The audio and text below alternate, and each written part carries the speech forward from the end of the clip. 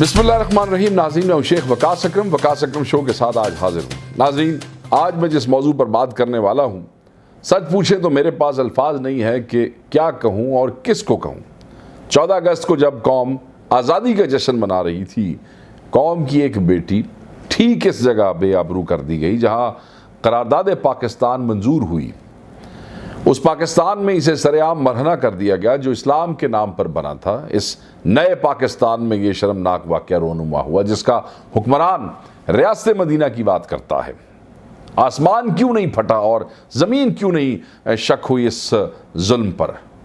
नाज़रीन, आयशा इकराम एक टिकटॉकर है जो अपनी टीम के साथ यौम आज़ादी मीनार पाकिस्तान पर पहुंची थी, मगर शायद इसे नहीं पता था कि वो भेड़ियों के दरमियान घिर गई है।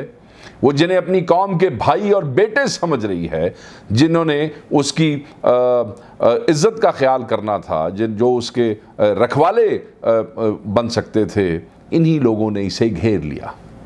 इसे उछालते रहे, इसके साथ नाजेबा हरकतें करते रहे, और जब इस पर भी दिल नहीं भरा तो इन बेशर्मों और बेगैरतों ने इसके लिबास को तारकार कर दिया। इस लिबास को जो कौमी परचम के रंग से रंगा हुआ था। इन्हें कोई हया नहीं आई, इन्हें कोई शर्म नहीं आई, इन्हें कोई अफसोस नहीं हुआ कि ये बेगैरत क्या कर रहे हैं। उन्होंने ये भी नहीं सोचा कि जो कुछ और जिस तरह वो कर रहे हैं, अगर इसी मुकाम पर इनकी बहन या इनकी बेटी होती तो क्या होता। क्या तब भी वो इतनी ही बेगैरती और बेशर्मी से ये नज़ारा देखते, उसको रोकने की कोशिश न करते। नाज़रीन, ये जुल्म, ये शर्मनाक जुल्म सिर्फ चंद लम्हों या मिनटों तक नहीं हुआ, बल्कि घंटों तक ये सिलसिला जारी रहा। पुलिस को फ़ोन पर इतला भी दी गई, मगर हवा की इस बेटी की फरियाद सदा बसहरा साबित हुई।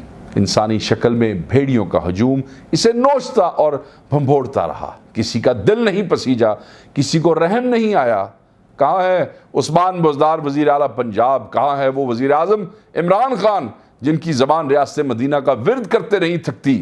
क्या इनके कान समाज से महरूम हो गए थे? क्यों इन्हें एक मजलूम लड़की की फलक शगाफ चीखें सुनाई नहीं दी? मोहम्मद बिन कासिम तो एक मजलूम औरत की पुकार पर हज़ारों मील दूर से दौड़ा चला आया था। फिर ज़मान पार्क तो इकबाल पार्क से चंद मिनट की मुसाफत पे है। क्यों इस मजलूम की सदाएं नहीं सुनाई दी?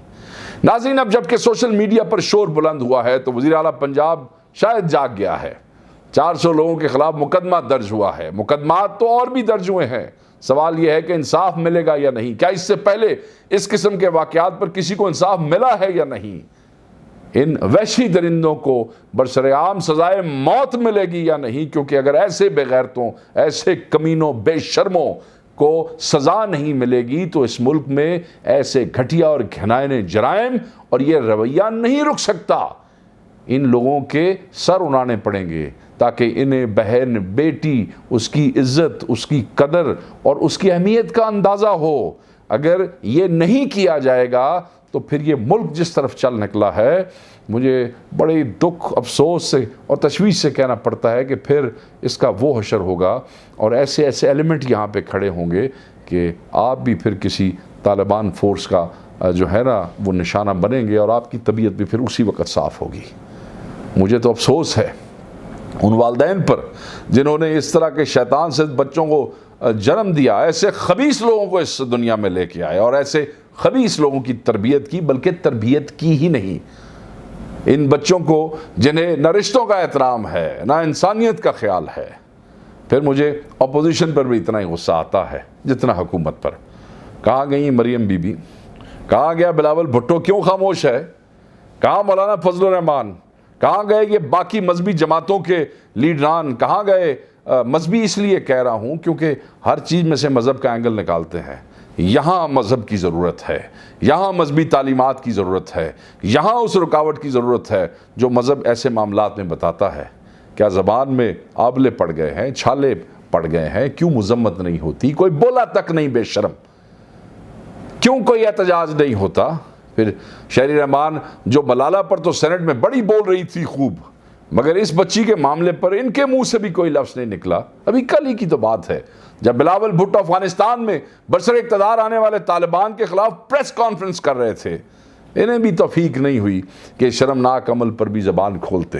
नाजरीन, तालिबान से मुझे भी बहुत से मामलात पर इख्तलाफ हो सकता है, मगर सलाम है इनके जस्टिस सिस्टम को जिसमें इस तरह के ज़हनी मरीज़ को बरसरे आम सज़ा दी जाती रही। फिर ईरान और सऊदी अरब की मिसाल भी सबके सामने है, जहाँ सरेआम मुजरमों का सर तन से जुदा कर दिया जाता है। यही वजह है कि इन ममालिक में जिनसी दरिंदे दंदनाते नहीं फिरते। यहाँ तो हाल ये है कि जब अली मोहम्मद ख़ान ने ज़्यादती के मुजरिम को सरेआम फांसी देने की बात की थी तो क्या हुकूमत और क्या अपोजिशन इसके हक में कोई नहीं बोला, और आज तो वो अली मोहम्मद ख़ान भी नहीं बोला। अगर बोला इसकी मुखालफत में बोला। फिर ये कोई पहला वाक़या नहीं कि हजूम ने इस तरह बेबस लड़की पर यूं टूट के ऐसी बेगैरती का मुजाहरा की हो। चंद माह पहले ऐसे ही एक लड़की को घेर लिया गया, इसे भी यूं ही हवस का सामना करना पड़ा। ये कोई छुपी हुई बात नहीं है, यूट्यूब भरा पड़ा है इस तरह की वीडियोस पर। चंद साल पहले यहाँ इस्लामाबाद में F9 पार्क में 40-50 जो बाइक राइडर्स थे, उन्होंने एक बच्ची के साथ क्या किया, कोई रोकने बेगैरती। देखें वो ये जो हम इस्लाम के मामे बने फिरते हैं इस मुल्क में, अपने बाल बच्चों को लेके गाड़ियों पे निकलते हैं, एक बच्ची के साथ, किसी की बेटी के साथ, तुम्हारी बेटी के साथ, किसी की बेटी क्या, जो एक बच्ची है वो तो सबकी बेटी है, उसके साथ जो कुछ हो रहा है, गाड़ियाँ गुजर रही हैं, बाइक्स गुजर रहे हैं, बड़े बड़े तकड़े मूंछें मरोड़ते हुए, दाढ़ियों को हाथ लगाते जो है वो इंसान वो आसपास से गुजरे हैं, मगर किसी को गैरत नाम की कोई चीज़ नहीं है कि वो खड़ा होकर कह सके कि ये क्या हो रहा है और क्यों हो रहा है और तुम्हारी ऐसी की तैसी, तुम भागो यहाँ से, मैं तुम्हारा कोई ऐसा मतलब वो जेड़े तुसी तकरीरां करते हो ना बह के जलसियां थे और फिर टीवी के ऊपर आके बड़ी बड़ी कहानियाँ सुनाते हैं, मौका मिले तो कोई इस किस्म की मौके पर भी को अपना अंदर दिखाया करे ना। ये तो मैं क्या बताऊँ, मुझे तो गुस्सा इतना ज़्यादा है कि काश, क्या मैं अब आपको कहूँ। नाज़रीन, बात यह है कि अगर इन जहनी मरीज़ों को, इन जिनसी भेड़ियों को सरेआम नहीं ना लटकाया गया, मैं इन्होंने लम्या पा के इन्होंने पहले तरह छत्तर मारन, उस तो बाद इन्होंने उल्टा लटकान और फिर इन्होंने वैसे लटका देने, इन्हें दूसरों के लिए निशान इबरत जब तक नहीं बनाया गया तो याद रखें कौम की बहनों बेटियों का घरों से निकलना मुश्किल हो जाएगा। ये इस पाकिस्तान के लिए लोगों ने कुर्बानियाँ नहीं दी थी। ये वो पाकिस्तान नहीं है जो कहते थे कि इस्लाम के नाम पे बनाया गया है और मजहबी आज़ादी होगी, और यहाँ मजहबी आज़ादी और इस्लाम के नाम पे बनने वाले पाकिस्तान में ये बेगैरती शुरू हो गई है, और ये अब से नहीं कई सालों से हो रही है, और ये सिर्फ एक हुक्मरान के दौर में नहीं, कई हुक्मरानों के दौर में हो रही है। But nobody bothers to say anything about it और डू एनीथिंग अबाउट इट। कबल इसके कि देर हो जाए, हमें इसके खिलाफ उठना होगा।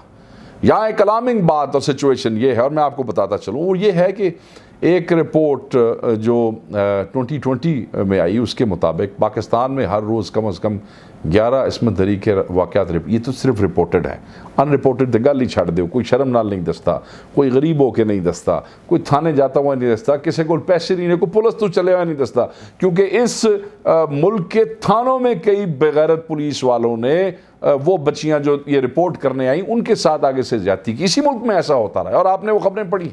सो अनरिपोर्टेड तो आई थिंक जो रिपोर्ट होते हैं वो 5 और 10% है, 90% इज़ अनरिपोर्टेड। गुज़श्ता 6 सालों में मुल्क भर में उस रिपोर्ट के मुताबिक 22,000 से ज़ायद मुकदमा दर्ज किए गए हैं, जिनमें से 4,060 मुकदमा अदालतों में ज़ेर अल्तवा हैं। वहाँ जजां दे भी बाल बच्चे नहीं ने, जजां दे भी घर मेहनत समझ नहीं आती। सवाल ये है कि मुकदमात ज़ेर अल्तवा क्यों है, क्यों इन लोगों को कैफरे किरदार तक नहीं पहुँचाया जाता। कानून में सुकम का फ़ायदा उठाकर अक्सर लोग बच निकलते हैं, या फिर सियासी MLAs MPs जो है वो उनसे हेल्प लेके और थाना कचहरी पुलिस में अपनी जान छुड़ा लेते हैं सियासी डोरों पे। मैं आपको बताऊं कई दफ़ा मैं तो इस चीज़ में नहायत सख्त हूँ आपकी सोच से भी ज़्यादा। लोग हलकों में आ जाते हैं और बारिश आधा मोहल्ला उठ के ऐसे बेगैरतों की सिफारिश पे आ जाता है MLA MPs के डेरे पे कि जी मेहरबानी करे बच्चे तो गलती हो गई है, थोड़ी धी होंदी थोड़ी भैन होंदी फिर मैं पुछदा किससे तो गलती हुई है या नहीं हुई है। हाँ, बहरहाल एनीवे यही वजह है कि ख़वातीन के ख़िलाफ़ वाक़यात में इजाफ़ा देखने में आ रहा है। ये सूरत हाल अफसोसनाक ही नहीं अलमनाक है। दुनिया में पाकिस्तान का इमेज बुरी तरह मुतासर हो रहा है। लानत भेजें पाकिस्तान के इमेज में दुनिया पर। आप ये देखें कि आप बहैसियत इंसान, बहैसियत मुसलमान कहाँ आके खड़े हो गए। सिर्फ इमेज ठीक करने वास्ते झूठे ड्रामे बना लो इतने सारे। हाँ, सिर्फ इमेज ठीक करने के लिए ऑप्टिक्स ठीक कर लें, लानत करें ऐसी इमेज और ऐसी ऑप्टिक्स पे। बुनियाद देखें, बुनियाद क्या है। आप तो इंसान भी नहीं रह गए, मुसलमान होना तो एक बहुत बड़ी और बहुत दूर की बात है। ये जो हरकत हुई है और जो आज से 11 महीने पहले हुआ, ये तो इंसान ही तो जानवर है, जानवर है। और हम इमेज की बात करते हैं, इमेज ठीक कर लो, सॉफ्ट इमेज कर लो, फलान कर लो, ठीक करो, बंदे दे बच्चे बनो, पहले इंसान बनो। ऐसे एलिमेंट्स का जो है उनका मुहासबा करना पड़ेगा। हमें उन्हें सिर्फ कंडेम नहीं करना पड़ेगा, हमें उन्हें एलिमिनेट करना पड़ेगा यहाँ से, अपनी सोसाइटी के लिए, अपने बच्चों के लिए, अपने मुस्तकबिल के लिए, अपने दीन के लिए, अपने मजहब के लिए। दीन क्या कहता है, मजहब क्या कहता है। यकीन ना आए तो थॉमसन रॉयटर्स फाउंडेशन की सर्वे रिपोर्ट देखें, जिसमें अफगानिस्तान और कॉन्गो के बाद पाकिस्तान को ख़वातीन के लिए दुनिया का तीसरा ख़तरनाक तरीन मुल्क करार दिया गया है।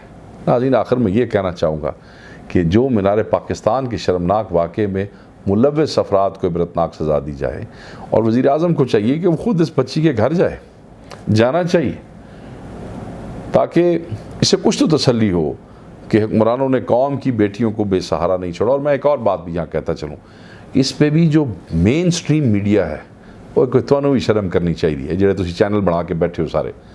इसको उठाने वाला सोशल मीडिया है, इसको उठाने वाला सोशल मीडिया है। आप लोगों ने ये खबरें सोशल मीडिया से उठाई हैं। किधर गए वो आपके रिपोर्टर जो अंदर खुड्डां च भी खबरां कट के ले आंदे जे, वो जो सियासतदानां दी मशूका दी डिस्कशनां भी टीवी ते चला देंदे ने, जेड़े आर्मी चीफ और जेड़ा जनरल बाजवा दी कित्थे गए हो तुहाडे सारे सुर में। हाँ, ये तो अगर वो बच्चे वहाँ वीडियोस बना के सोशल मीडिया पे ना चढ़ाते तो कुछ भी नहीं होता। और मैं जाते जाते बुज़दार से पूछता हूँ, मुहर्रम है, ऊपर से 14 अगस्त है, पार्क्स में तो एक्स्ट्रा सिक्योरिटी होती है, पुलिस कितने सी? उस इलाके के एसपी को, उस इलाके के डीआईजी को, उस इलाके के एसएचओ को, सारों को सजा देनी चाहिए।